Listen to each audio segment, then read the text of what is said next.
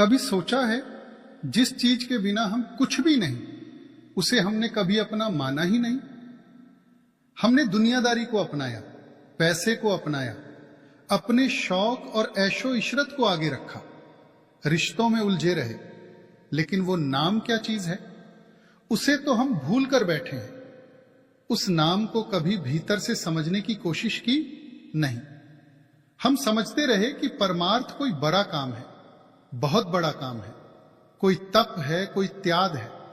लेकिन नहीं, वो परमार्थ का अर्थ क्या है? अपने जीवन में उस नाम को जगह देना।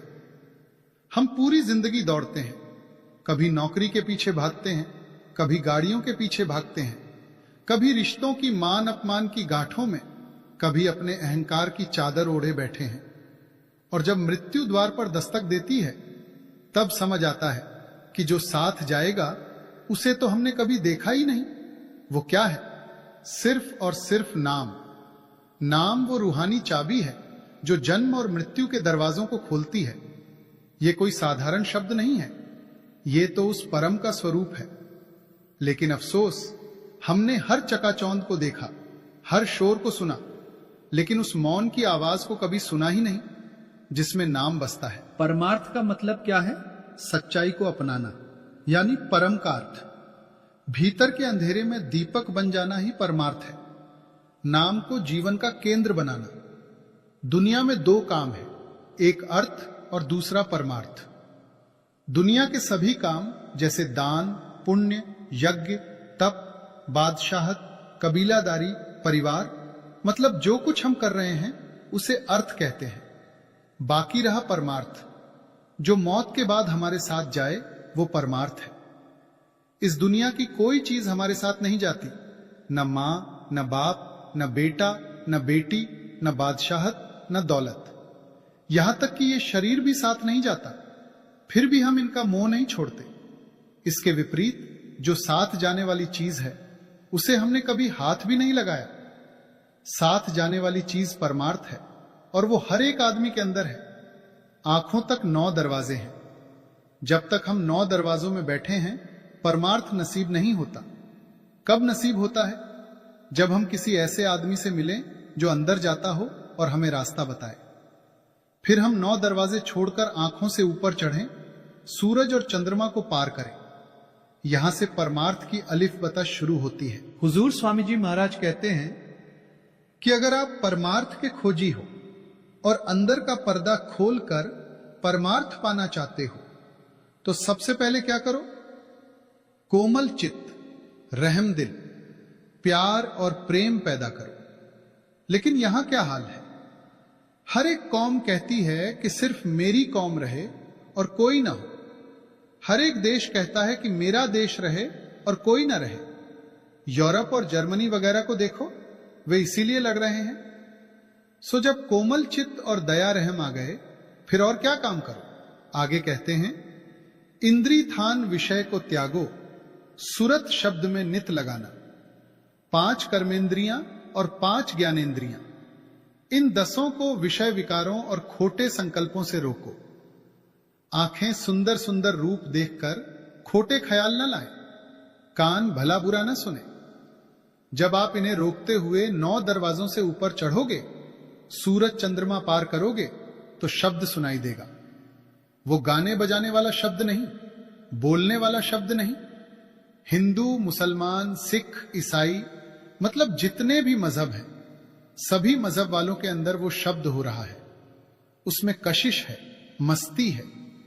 जब अंदर शब्द प्रकट होता है तो काम, क्रोध आदि डाकू वश में आ जाते हैं, मन कैद हो जाता है। तुम बाहर देखो, बाहर के शब्द में भी मस्ती है।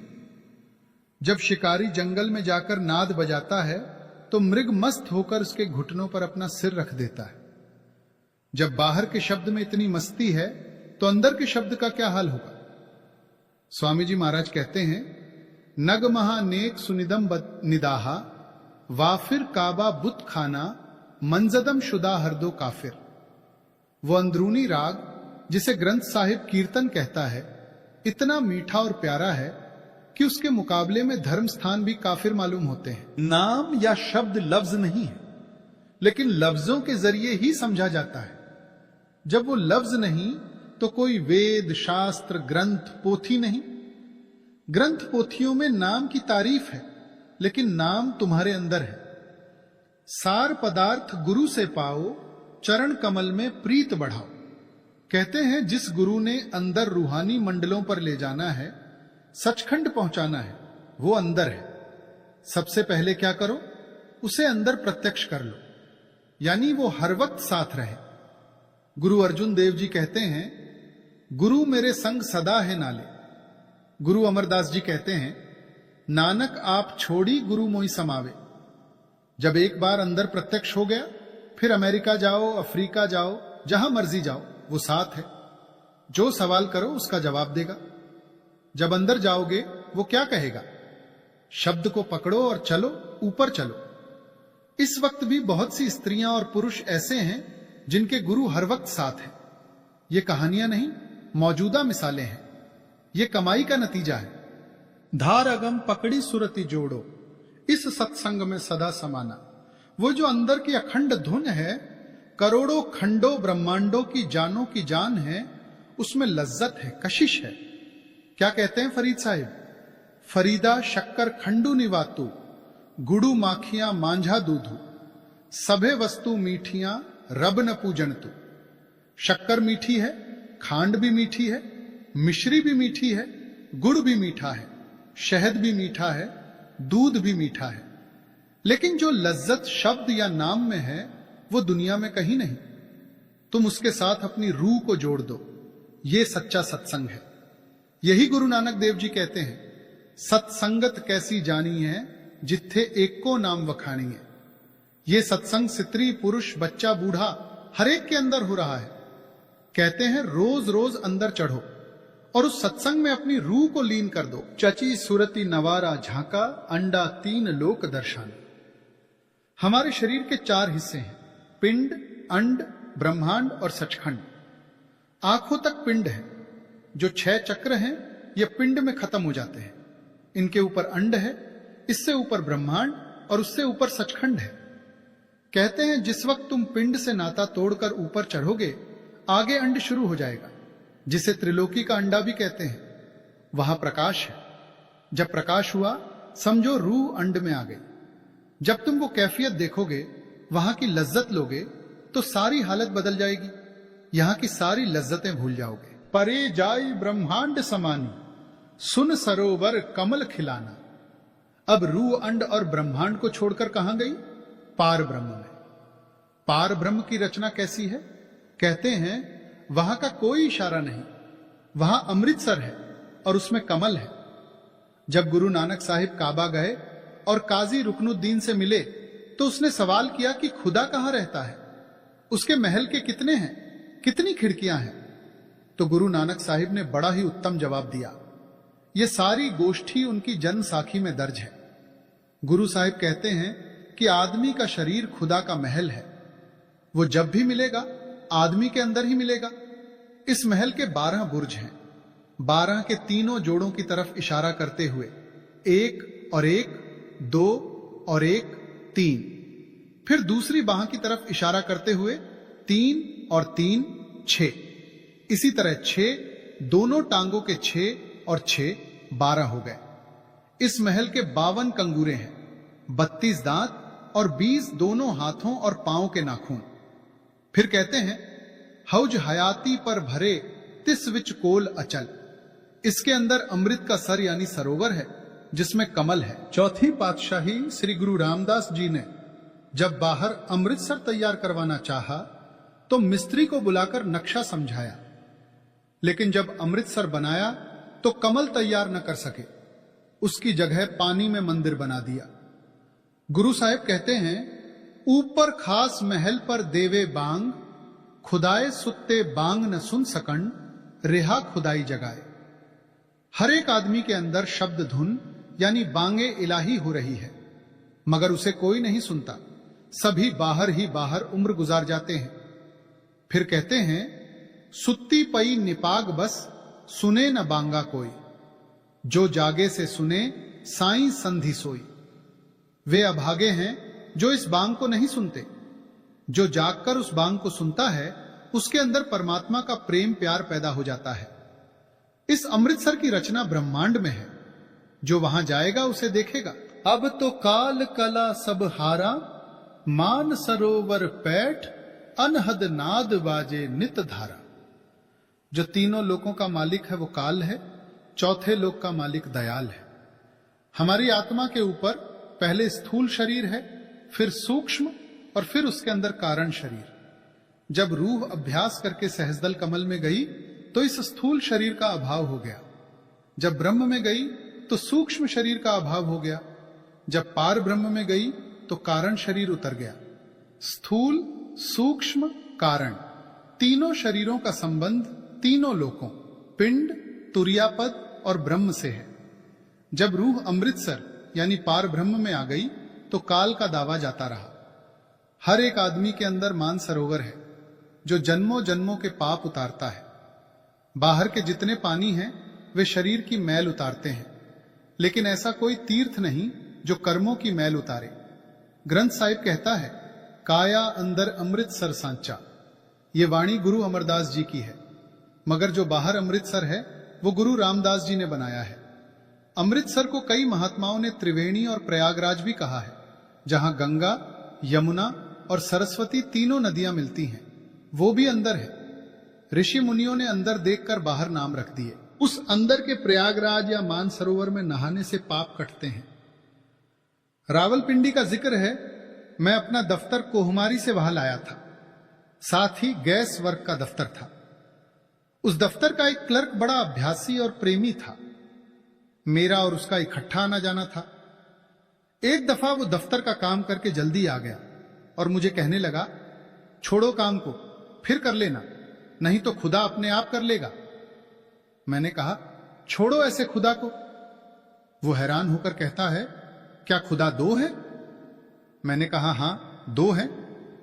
वो सोच में पड़ गया और चला गया। जब सुबह आया तो कहने लगा, मैंने तुम्हारी बात को मजाक समझा था, पर तुमने सच कहा था कि जो दुनिया का खुदा है वो त्रिलोकीनाथ है और जो फकीरों का खुदा है वो और है। अक्षर रूप निरखत चाली, छोड़ी दिया अब देश विदेशा। ये दुनिया अक्षर है और जो अक्षर है वो ब्रह्म है और निरक्षर पार ब्रह्म है।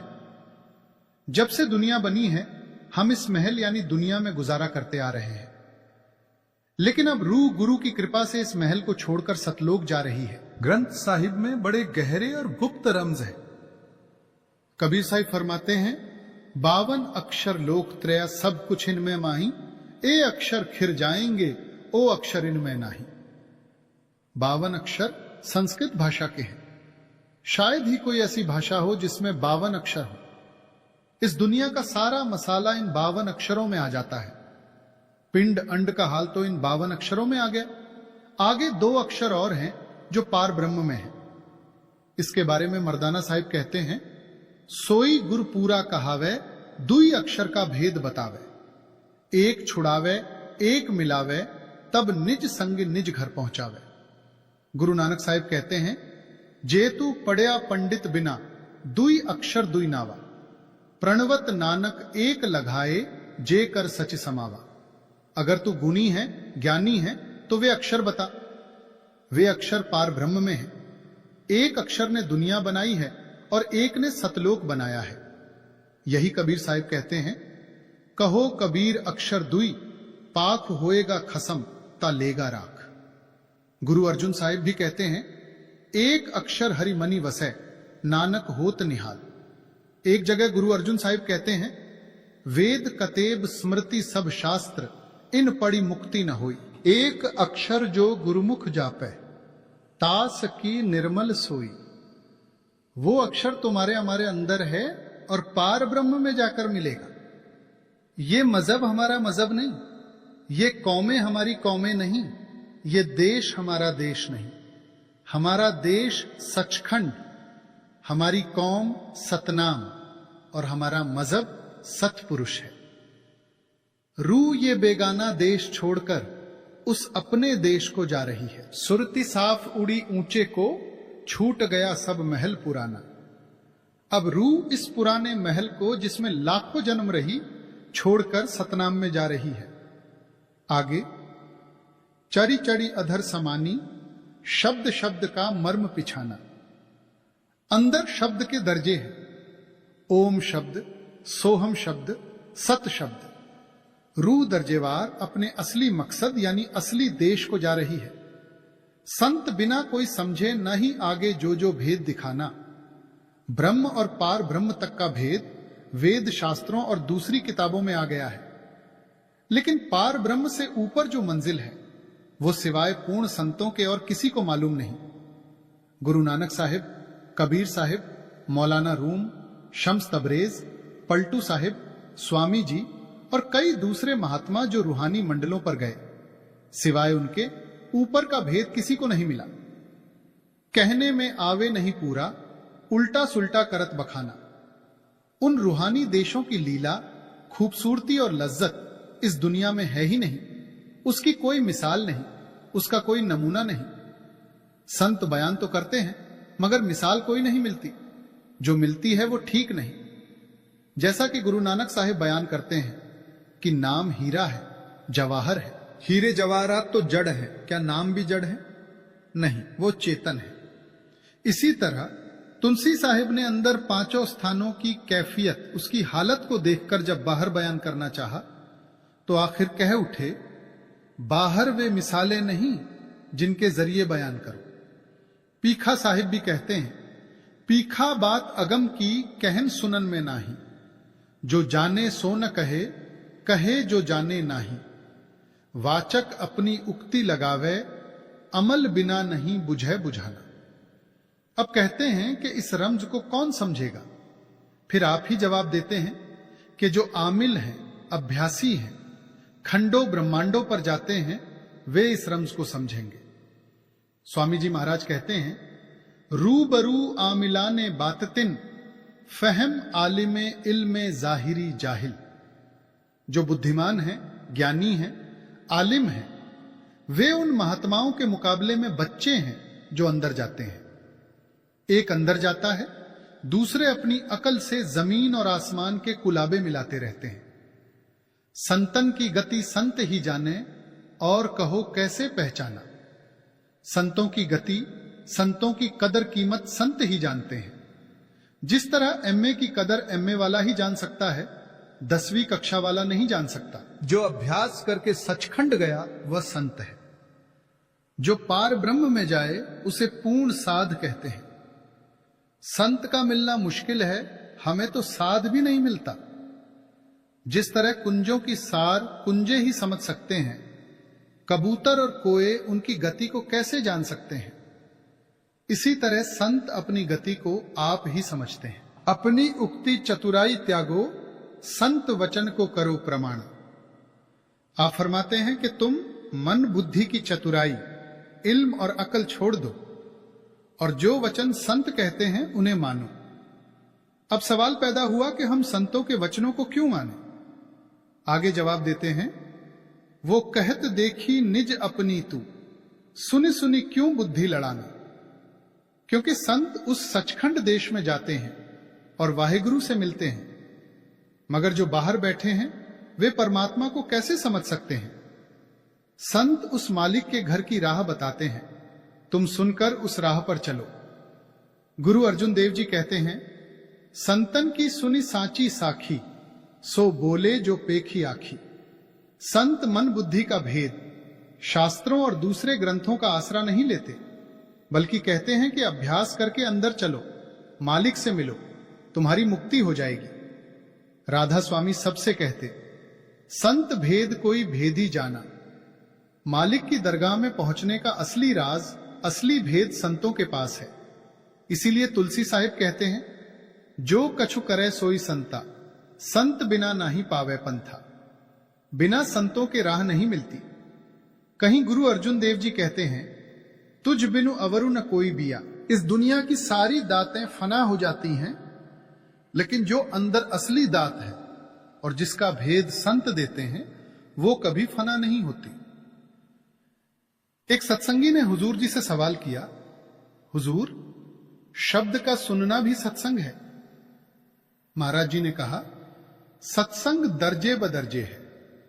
शब्द का सुनना भी सत्संग है और शब्द में लीन होना भी सत्संग है। एक सत्संगी ने पूछा, संत हुजूर जी, संतों की पदवी कहां तक है?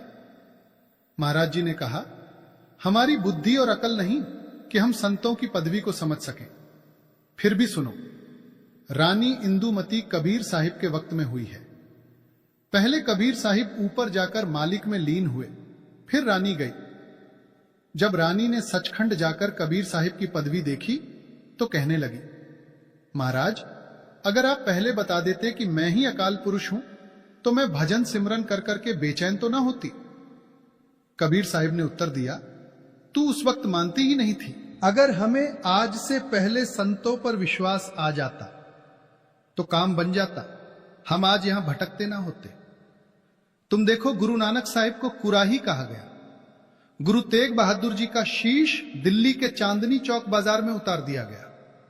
गुरु गोविंद सिंह साहिब ने लड़ाई के दिनों में 3 महीने तक कमर नहीं खोली, मंसूर को सूली पर चढ़ा दिया गया। हजरत शम्स तबरेज की खाल उतार दी गई। एक सत्संगी ने हुजूर महाराज जी से सवाल किया, हुजूर जी, संतों की दृष्टि किस कदर ताकत रखती है? महाराज जी ने कहा, अमृत दृष्टि पेखे हुए होए संत।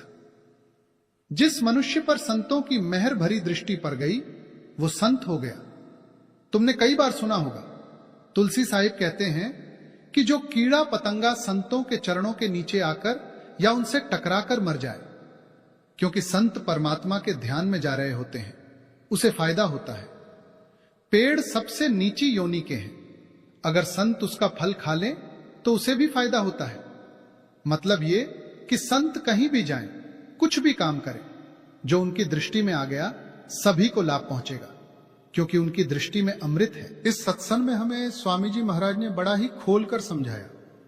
जैसे कि अक्सर बाबा जी महाराज भी हमें सत्संगों में फरमाते हैं कि जो भी मिलेगा हमें हमारे करने का मिलेगा, और जो हम कर्म करेंगे उसी के आधार पर हमें आगे उसका फल मिलेगा।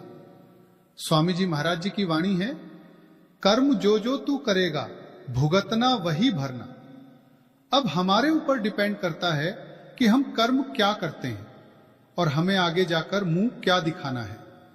हम निरंतर भजन सिमरन करेंगे, हमारे कर्म नाश होंगे, क्योंकि कहते हैं जो मिलेगा हमें हमारे करने का मिलेगा, और जो हम करेंगे उसी के आधार पर हमारा कर्म बनेगा।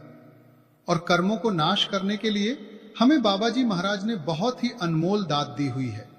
वो क्या है? नाम की कमाई, शब्द की कमाई। हर सत्संग में बार बार यही समझाया जाता है कि हमें नाम की कमाई करनी है, शब्द की कमाई करनी है। बाबा जी महाराज बहुत ही सुंदर मिसाल देते हैं। गुर रंग विच रंगदेव जी के मैलिया ने साडियां रूहा। कहते हैं जब कपड़े पर दाग लगता है तो जब हम उसे धोबी के पास ले जाते हैं, वो उस रंग को जो है फीका जरूर कर देगा, लेकिन उस रंग को मिटा नहीं सकेगा। अगर हम उसी कपड़े को लेकर रंगरेज के पास चले जाएं, वो उसी रंग के ऊपर रंग चढ़ा देगा और पुराना रंग गायब हो जाएगा। इसी तरह बाबा जी महाराज भी हमें हर बार समझाते हैं, गुर रंग विच रंगदेव जी के मैलिया ने साडियां रूहा। जब हम गुरु के संग रहते हैं वो हमें अपने रंग में रंग लेते हैं। अब ये हमारे ऊपर है कि हमें क्या करना है, नाम की कमाई करनी है या दुनिया के काम काजों और धंधों में अपना जन्म व्यर्थ करना है। हमें एक बहुत सुंदर मिसाल गुरु नानक साहिब जी ने भी दी है। कमल के फूल को देखिए कैसे कीचड़ में पैदा होता है, लेकिन कमल का फूल कीचड़ से ऊपर उठ जाता है और उसमें कीचड़ की गंध तक नहीं लगती। उसकी जड़ें गंदे पानी में जरूर होती हैं, लेकिन कमल का फूल ऊपर की तरफ होता है। ऐसे ही हमें इस दुनिया में रहते हुए कमल के फूल की तरह रहना है और अपने नाम की कमाई को, अपने शब्द को जरूर समय देना है। दुनिया के रंग तमाशे सब फीके हैं। ये रंग कई बार चढ़ते हैं, कई बार उतरते हैं, लेकिन जिसको नाम का रंग चढ़ जाता है वो कभी नहीं उतरता। ये जो दुनिया है ना, इसमें देखो रंग है, रूप है, रिश्ते हैं, ख्वाब हैं, बहुत कुछ है। कभी कोई चीज हद से प्यारी लगने लगती है, पर थोड़े समय बाद उसका आकर्षण खो जाता है। अब उदाहरण के तौर पर समझो, देखो बचपन था ना हमारा, बचपन में हमें खिलौने बहुत प्यारे लगते थे, लेकिन आज हम बड़े हो गए हैं तो आज वे खिलौने कोने में कहीं पड़े हुए हैं, उन पर धूल जमी हुई है और वे धूल खा रहे हैं। जवानी में जिन चेहरों पर हम जान लुटाते थे, आज उन्हें याद करने का भी वक्त नहीं मिलता।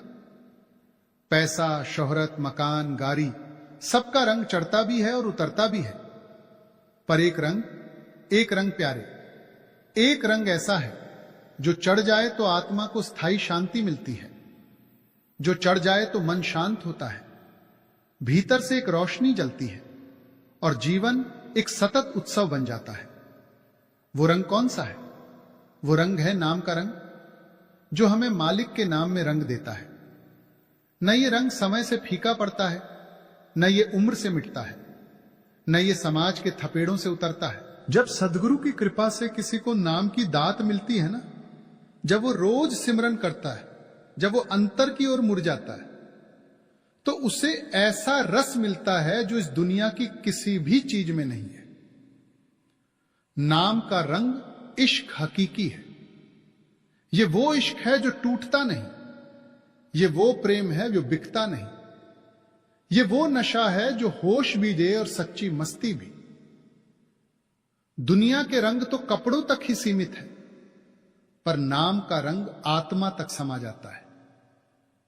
बाहरी रंग शरीर को सजाते हैं, लेकिन नाम का रंग आत्मा को सजाता है, और हमें यह तलब लगी रहनी चाहिए।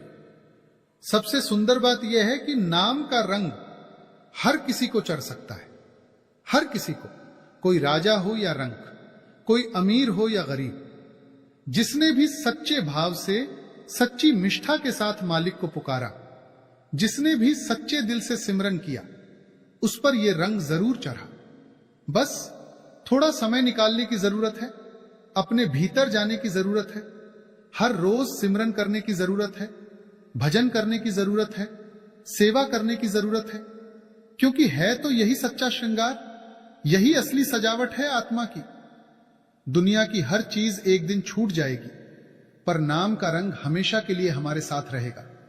जिसे नाम का रंग चढ़ गया, वो खुद में खो गया और प्रभु में मिल गया। पहली बादशाही श्री गुरु नानक देव जी महाराज की वाणी है, हर धन संचहु रे जन पाई, सतगुरु से विरहम शरणाई।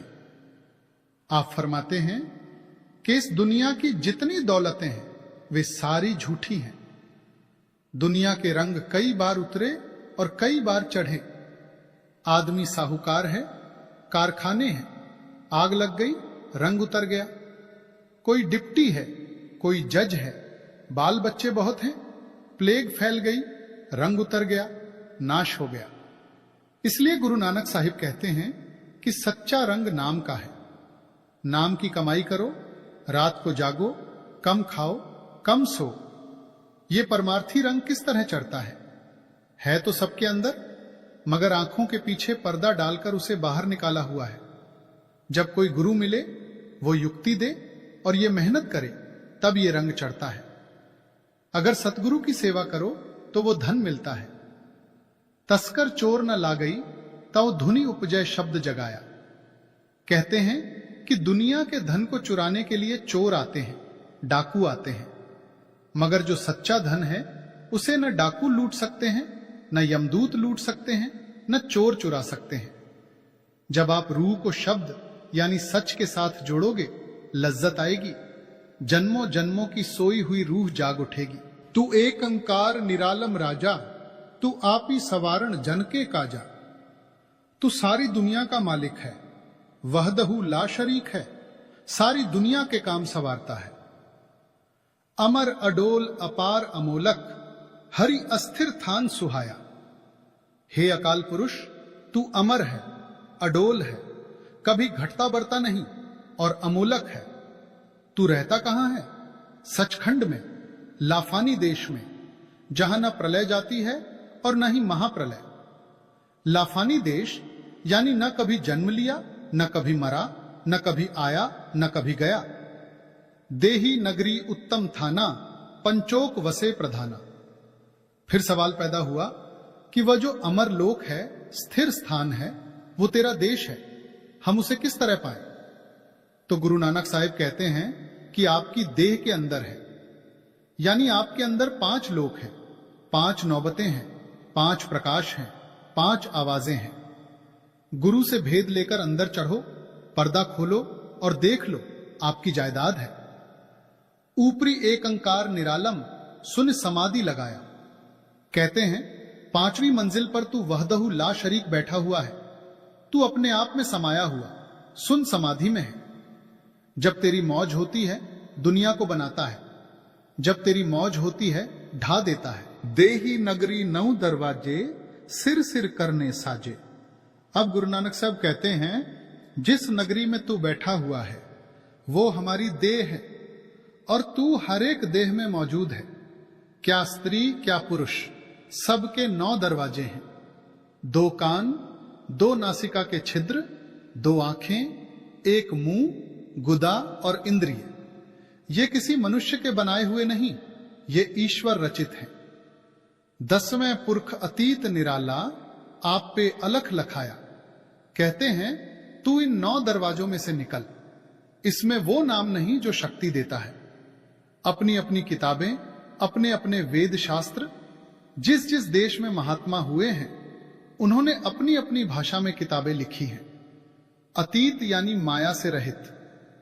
जब ये 9 दरवाजे छोड़कर 10वीं गली चढ़े तो वो अतीत मालिक मिलता है। 10वीं गली में कब जा सकता है? जब कोई पूरा गुरु मिले। वो मालिक अपनी ताकत संतों में रखकर भेजता है। कोई हिंदू, कोई मुसलमान, ये सवाल नहीं। वो हमारे लिए मनुष्य देह में अपनी कला रखकर भेजता है। वो परमात्मा कहता है कि तू देह नहीं, चल ऊपर 10वीं गली में। मालिक ने जीवों को समझाने के लिए, चेताने के लिए और अपने साथ मिलाने का सामान खुद ही किया हुआ है। यह देह पिंजरा है, रूह तोता है। जब पिंजरा टूट गया रूह आजाद हो गई, ऊपर चली गई, मालिक से मिल गई, मालिक रूप हो गई। गुरु नानक साहिब कहते हैं नौ हमारा अचरज कहिए, हम होते अचरज रब्बानी। सिफती हमारी सब मूर्ति माही, ज्योति सबल माही तानी। जब महात्मा वहां पहुंचते हैं वे 100 का नारा लगाते हैं। यही दूसरे महात्मा कहते हैं वो मालिक गुरु बनकर हमें आकर बताता है। पुरख अलेख सच्चे दीवाना, हुक्म चलाए सच निशाना। कहते हैं कि वो मालिक अलख पुरुष है, उसका इंतजाम सच्चा है, उसकी कचहरी सच्ची है, उसकी तालीम सच्ची है, उसका हुक्म हर एक के अंदर है। यानी शब्द धुन जपूजी साहिब में आप रोज पढ़ते हो, हुक्मी होवनी आकार, हुक्मू न कहिया जाए। जो कुछ बना है शब्द से बना है। हुक्मी होवनी जी, हुक्मी मिले वड्डे आई। हुक्म से ही जीव पैदा हुआ है। आखिर कहते हैं हुक्मे अंदर ही सबू को, बाहरी हुक्मू न कोई। यानी जो कुछ हो रहा है उसके हुक्म में ही हो रहा है। नानक खोज लहा हूं घरु अपना, हर आत्म रामु नामु पाइया। अब गुरु नानक साहब मौका देते हैं कि प्यारो ये चीज आपके अंदर है, आपका असली घर आपके अंदर है। उसे खोजो, कमाई करो, पर्दा खोलो और चढ़ो खंडो ब्रह्मांडों पर, आपको राम मिल जाएगा जो कुल खंडो ब्रह्मांडों का मालिक है। आप बताएं हमारा मजहब किस तरफ जाता है? कोई विरला गुरु नानक साहिब की तालीम को समझता है। हम गुरु नानक साहिब की तालीम को समझ ही नहीं सकते जब तक कोई महात्मा आकर न समझाए। सारी दुनिया भूली हुई है। कोई वेदों में, कोई शास्त्रों में, कोई उजाड़ों में, कोई पहाड़ों में खप खप कर मर गए। चीज इसके अंदर है और ये ढूंढता बाहर है। अंधा आया और अंधा चला गया। हमारी पंजाबी भाषा हमारी मातृभाषा है, इसका कोई और अर्थ हो सकता है? कोई नहीं। मतलब तो यह है कि संत चाहते हैं कि सारी दुनिया सचखंड पहुंच जाए, मगर यह भाग्य किसके पास आए? कृष्ण भगवान को किसी ने कहा ये जीव जो दुख पा रहे हैं इन्हें अपने देश क्यों नहीं ले जाते? उन्होंने कहा हम तो चाहते हैं मगर कोई जाने को तैयार ही नहीं। उसने कहा मैं नहीं मानता। अब सबसे अधम योनि सूअर की है।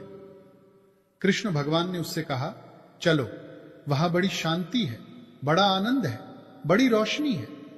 वो बोला वहां पाखाना भी है। भगवान ने कहा नहीं। उसने कहा तो मैं नहीं जाता। जो इनका नसीब है वो आनंद लेने नहीं देता। मतलब तो यह है कि दुनिया में नाम का मिलना बड़ा दुर्लभ है और कोई साथ जाने वाली चीज नहीं, न मां, न बेटा, न बेटी, न स्त्री। मां बाप तक गर्ज के बंधे हुए हैं। मैंने अपनी आंखों देखा है कि कोई 9-10 महीने बीमार हो गया तो कहते हैं जल्दी मरे, जान छूटे। इसलिए इसके सिवाय नाम के कोई है ही नहीं।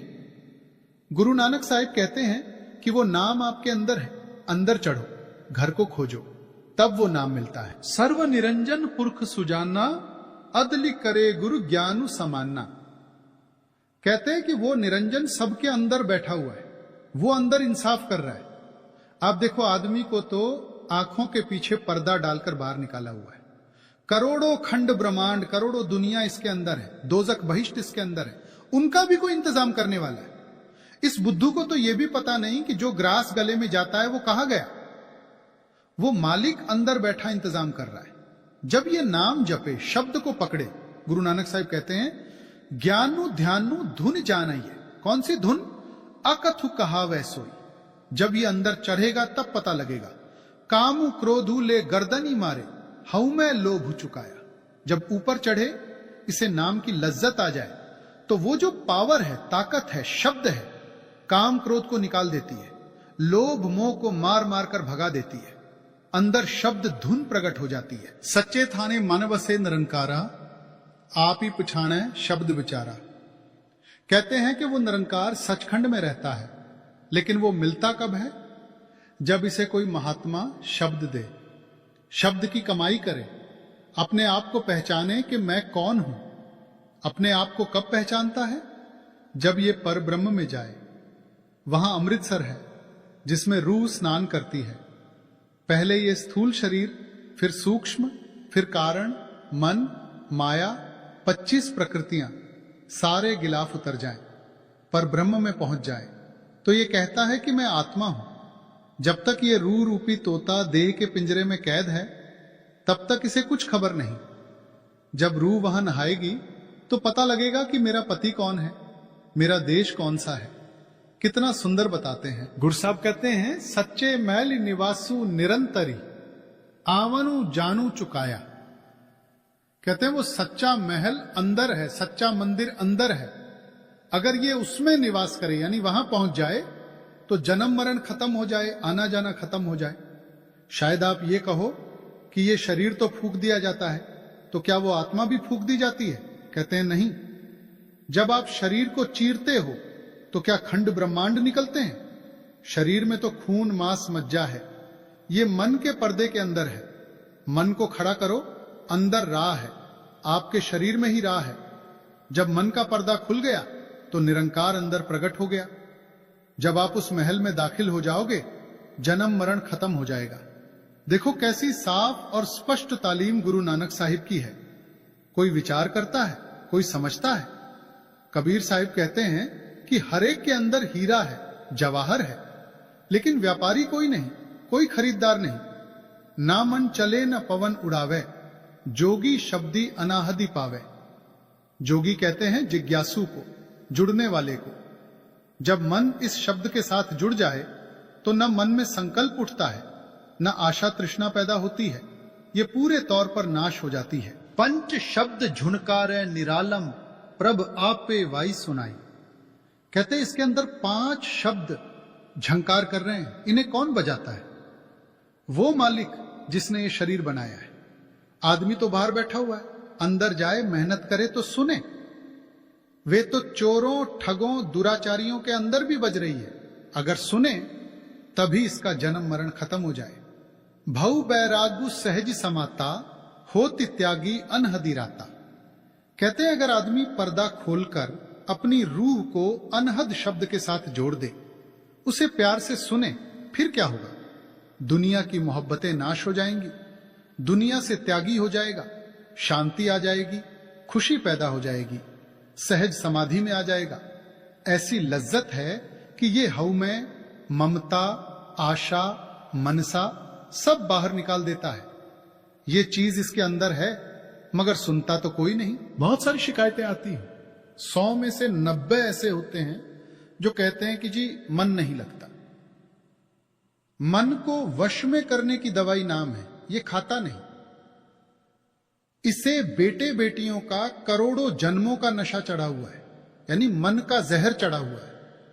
इंद्रियां मन के साथ हैं, मन इसे अंदर खड़ा होने ही नहीं देता, इसलिए हाय हाय करते हुए कहते हैं कि जी मन नहीं लगता।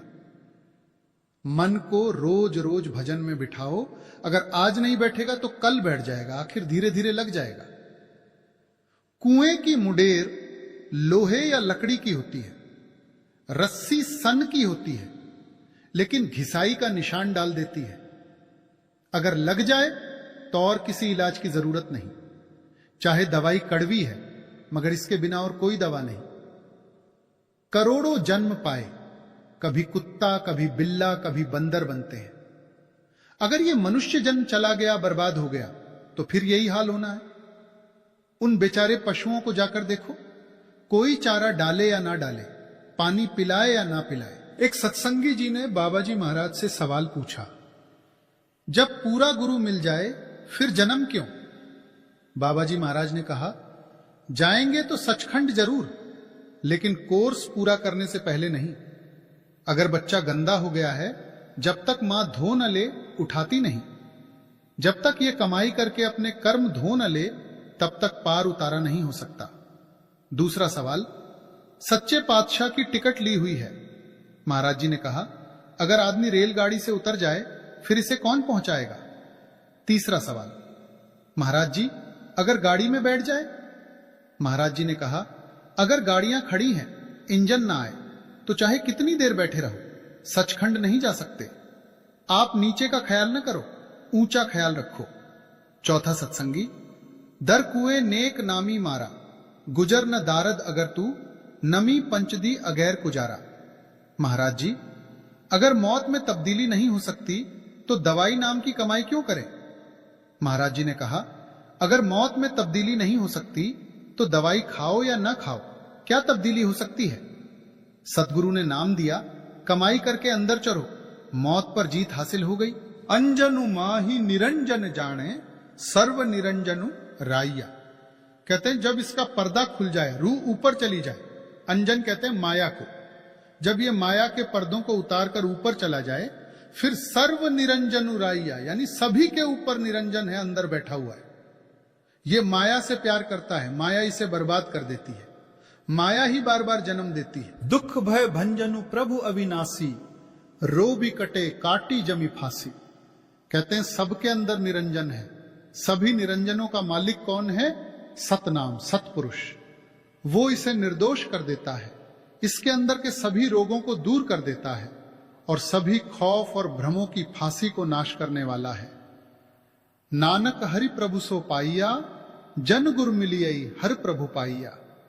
सब कुछ कहकर गुरु नानक साहिब कहते हैं कि अकाल पुरुष सारे खौफ तोड़ने वाला है, वो तुम्हारा मालिक है, तुम्हारे अंदर है। कब मिलता है? जब गुरु मिले और राह बताए, आप पर्दा खोलकर अंदर चढ़ो। गुरु नानक साहिब बता रहे हैं कि वो सबके अंदर है, मगर बिना गुरु मिलता नहीं। जब वो मिलेगा, गुरु के हुक्म से ही मिलेगा, गुरु को ही इसे ले जाना है। जब ये मेहनत करे, ऊपर चढ़े, जितने जहर हैं नाम की कमाई से दूर हो जाएंगे और कोई दवाई है ही नहीं। कले कमली निरंजन जाने, बूझे कर्मी सो शब्द पछाणे। कहते हैं वह निरंजन पदवी यानी माया से रहित पदवी कब मिलती है? जब ये सहस्र दल कमल यानी श्याम कंज में जाए। जब ये वहां पहुंच गया, आगे त्रिलोकीनाथ बैठा हुआ है। वह कब मिलता है? जब ये शब्द की कमाई करे। जिस पर मालिक की रहमत हो वही ऊपर चढ़े। सहस्रदल कमल कोई छोटी चीज नहीं, ऋषि मुनियों का आखिरी मकाम है। आपे जाने आप ही पछाणे, सबु तिसु का चोजू सवाइया। जो इस निरंजन से ऊपर चढ़ता है, दर्जा ब दर्जा सफर करता है, वो मालिक की कैफियत को जानता है, महसूस करता है। कहते हैं ये जो कुछ खेल बना हुआ है उस मालिक का है। आपे साहू आपे वणजारा, आपे परखे परखणहारा। कहते हैं वो मालिक आप ही साहूकार है, आप ही वणजारा यानी व्यापारी है, आप ही परखणहार है। यानी वो आप ही गुरु है, आप ही चेला है, आप ही उस्ताद है, आप ही तालिब इल्म यानी विद्यार्थी है। आपे कसी कसवटी लाई, आपे कीमती पाई। आप ही साहूकार है, आप ही वणजारा है और आप ही परखता है। जब तक ये नाम की लज्जत नहीं लेता, इसे कोई अंदर जाने नहीं देता। जब ये काम क्रोध छोड़कर साफ होकर उसकी कसौटी पर लगेगा, तभी वो अंदर जाने देगा। ये उसका कानून है कि खोटे को अंदर दाखिल नहीं करना, खरे को अंदर दाखिल करना है। वो खोटे को बाहर फेंक देता है, खरे को अंदर कर लेता है। फिर हम खोटे क्यों बने, खरे क्यों ना बन जाए? आपे दयालु दैया प्रभु तारी, घटी घटी रबु रहिया बनवारी। जब वो कृपा करे तो ये सचखंड में जाए। फिर वो घट घट में है, सभी की संभाल करता है। वो कहता है चरो अंदर, आपके अंदर है। तेरे मेरे सभी में एक ही है, किसी में कम या ज्यादा नहीं। पर्दा खोलो, सभी उसका रूप हो जाओ। वो चोरों, ठगों, डाकुओं और दुराचारियों के अंदर भी है। चाहे पर्दा लगा हुआ है, उन्हें पता नहीं है, पर नाम से खाली नहीं है। इसी तरह पशु पक्षियों के अंदर भी है। बाबा जी महाराज कहते थे कि जब हम रुड़की कॉलेज में पढ़ते थे, हम उस्तादों की बंदगी किया करते थे। जब पास हो चुके तो उन्होंने कहा कि आज हम और आप बराबर हैं। कतरा समुद्र में मिलकर समुद्र हो गया। आप सुनो या न सुनो, नाम हर घट में गूंज रहा है। पुरख अतीत वसे नहीं केवल, गुरु पुरख है पुरख मिलाइया। कहते हैं वो सतनाम सतपुरुष अतीत है, वो माया से रहित है, सारी दुनिया का वो मालिक है, वहदहु ला शरीक है, सभी के अंदर है। फिर गुरु साहिब कहते हैं गुरु पुरख यानी गुरु उस मालिक से मिला देता है, और कोई तरीका नहीं। यानी सतपुरुष गुरु पुरुष के जरिए मिलता है। प्रभ दिखाइया बिन गर्भ न जाई, दूजा मेटी इक्को दिखाइया। जब ये कमाई करके सभी पर्दों को फाड़ कर उतार दे और द्वैत को छोड़कर कमाई करके एक में मिल जाए, कतरा समुद्र में मिल जाए, तब स्वाद आता है। ये कौन दिखाता है? गुरु।